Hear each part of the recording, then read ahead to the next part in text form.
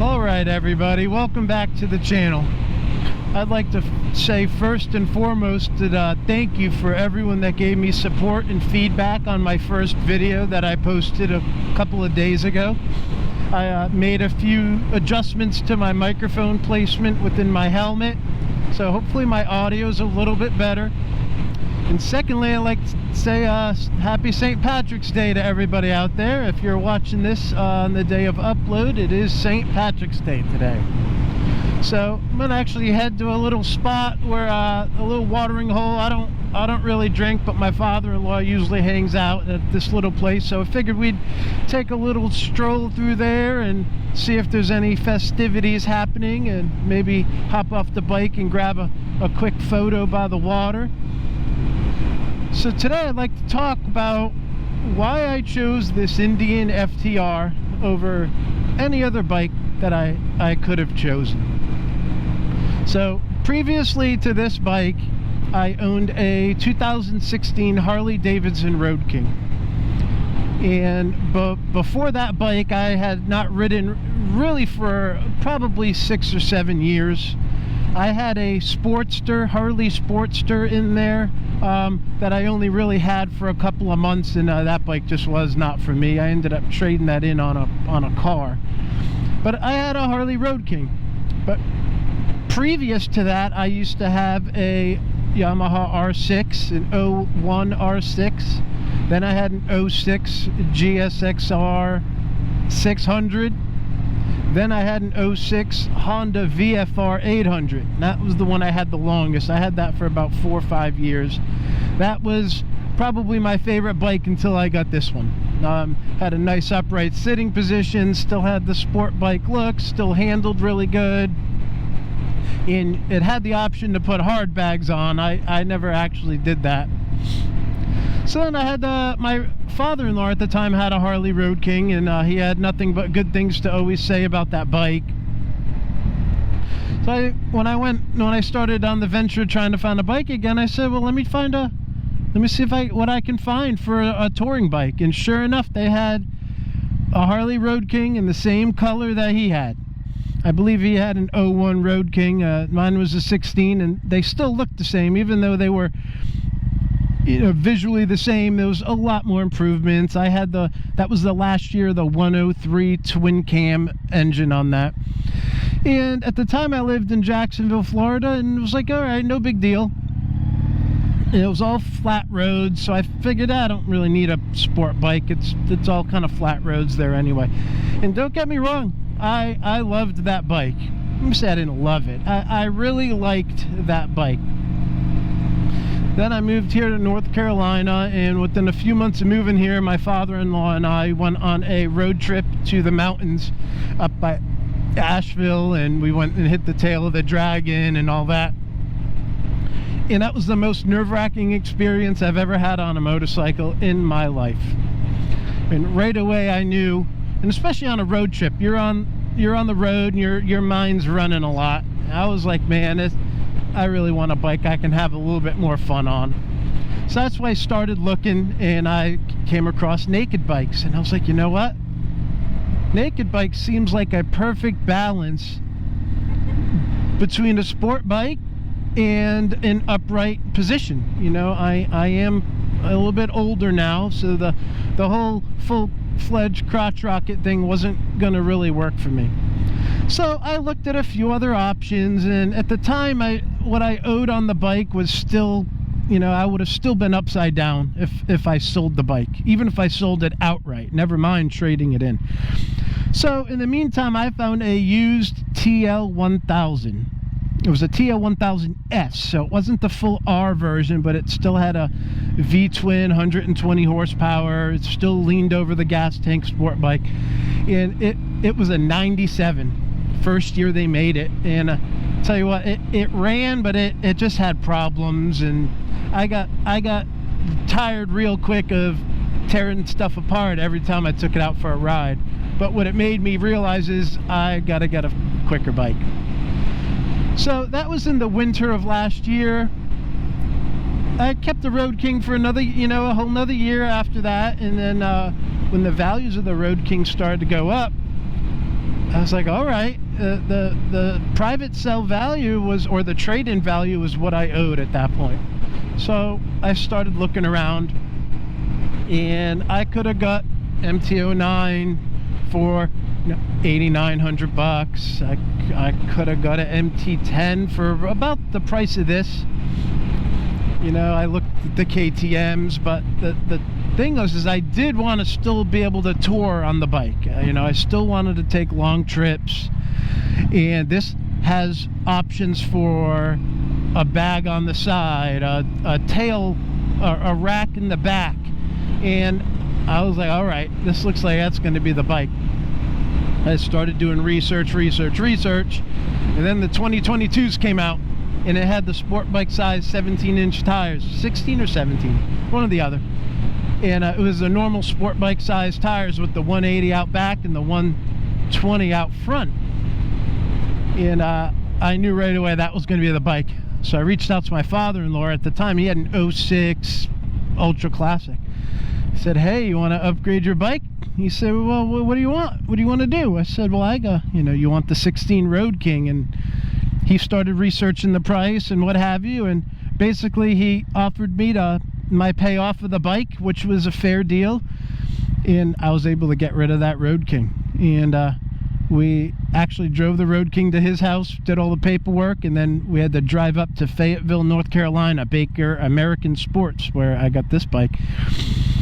And it was got to be a 2-hour ride home. And you know, back to the reason I picked this is I really wanted to stay with an American bike. I didn't need a Hyper Naked that had 190, 200 horsepower. But I did know I wanted a little bit quicker than a middleweight naked bike, and there's not really much as a heavy middleweight that kind of fits in there. And I found this bike, and I tell you what, I knew on my way home that I made the right decision, but I also knew right away that I was going to have to make some modifications to this machine to suit my liking, to be able to do what I wanted to do and all that. So I took my time. I ended up finding a windshield on eBay, used, good condition. I found a Saddleman seat on eBay, used, like new condition. I actually just added a little GPS. This is a Beeline Moto GPS. It kind of just gives you waypoints and which way to go and all that stuff. And it's actually the first ride with that. Got the luggage rack on the back with a tail bag. I got a bigger bag coming for when I want to do longer trips. And the bike really suits me. It get ups and goes when I want it to. It's not too fast where you can't control it and get yourself into too much trouble, and it will go well into the triple digits without even trying. But if you keep it in low gear and just putt along, it can actually run in low RPMs. That's what that torque of that V-twin does. You know, I'm in 5th gear, 42 mile an hour, and it'll still pull. I do have to be very careful because it is St. Patrick's Day, and the Facebook page for the cops, for the local law enforcement, actually posted and said, we're out and about, watch out, and pictures of them with their cars and with cars pulled over. So just taking it easy, and this bike will do it. And it's nice that it can have 2 modes. It can do the slow drive normal like a normal human being, and when you want to give it the beans, it will give it the beans without a problem. You know, this thing does have 3 modes, rain, normal, and sport, but I put it in sport one day after about having it a month, and I kind of forgot I had it in sport, and I haven't had it out of sport mode since. I put it into normal mode like literally for like a mile, and I was like, yeah, I'll put this back into sport mode. And it still does full throttle and all that, but the sport mode just has a little bit crisper throttle response. All right, we're pulling into Little River now, where all the little local bars and stuff are. Let's see if there's any St. Patrick's Day shenanigans. It is 11:54 though, so it is a little bit early. There's Daddy-O's.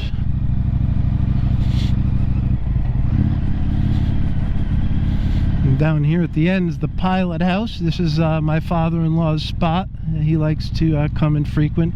So yeah, they're only just opening the doors, so there's really not too much happening down here right now.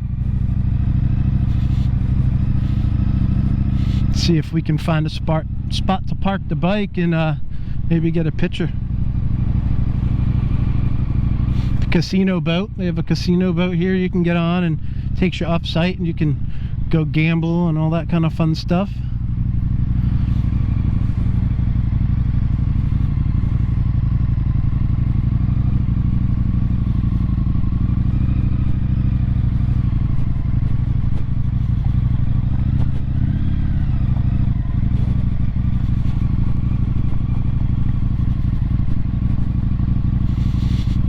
Alright, this looks like we can get a good picture here real quick, and then we'll get out of here and get out of everyone's way.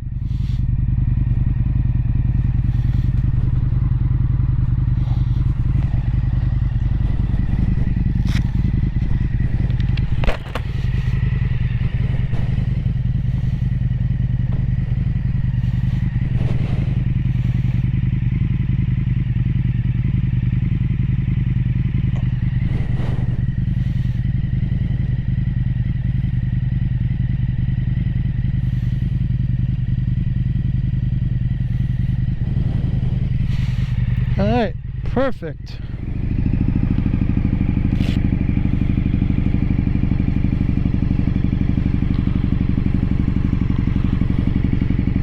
This bike actually has cylinder deactivation, where it deactivates the back cylinder to help keep your leg warm, not getting too warm. If you can see it right there on the dash, right here, it shows the V-twin, and it's got a little X on the back of it. Then once you give it a little gas, the V-twin comes back to life. It's funny, I knew where we were going, so I wasn't even paying attention to my GPS. I GPSed it to the pilot house here, but because I know where the pilot house is, I really wasn't paying attention, and I was talking to y'all. This bike does come in 4 different models. They have the base model that comes with the 16-inch rims and the sport bike size tires, but it has just an analog gauge here, no modes. It's just a normal mode. They all have the 6-axis IMU, but there's just no fancy ride command, they call it. Then they have the Rally, which is 1 step up, and that has the 18 in the back, 19 up front, I believe. Don't quote me on it, but it has the bigger spoked wheels with the odd kind of shaped tires, more for flat track racing. And then they have this model, which is the FTR S, and it has the adjustable Sachs suspension. I believe the base model has the Sachs suspension as well, but it has the TFT, and it comes with the Akrapovic titanium slip-on exhaust. And then you have the Carbon R, they call it, and it has carbon fiber tank panels, and it's not really a tank, it's more of a airbox cover. And in these pieces, they're made out of carbon fiber. The front fender's carbon fiber. It's got a unique paint scheme. The frame is red. And it doesn't really save any weight in the carbon fiber, because these tank panels, this isn't really a gas tank, it's an airbox cover. The gas tank actually resides under the seat in this particular model. All the FTRs, the gas tank is under the seat, and it does only hold 3 gallons, three change gallons. So about every 100 miles you're looking for a gas station, but you're really ready to get off the bike in that amount of time anyway. So, but all in all, I'm very happy with this bike. I'm glad I chose this bike. I'll be putting the long distance, I'll be putting it through its long distance paces here in the springtime, when we're going to take this up to the mountains and the Tail of the Dragon and all that stuff. So, excuse me. I do plan on, filming that whole trip as well, and how this works as a long hauler. it's worth the trade-off, in my opinion, to have a nice handling bike, for it to be a little bit more uncomfortable. But another thing I added these rally bars, which is the Pro Taper bars, and that brings my hands up just a little bit more as well. So, I mean, really, that's about it. If you guys have any questions, just ask up in the comments, and please like and subscribe this video, as I'll be posting more content about other motorcycle related things, as well as Indian related stuff as well.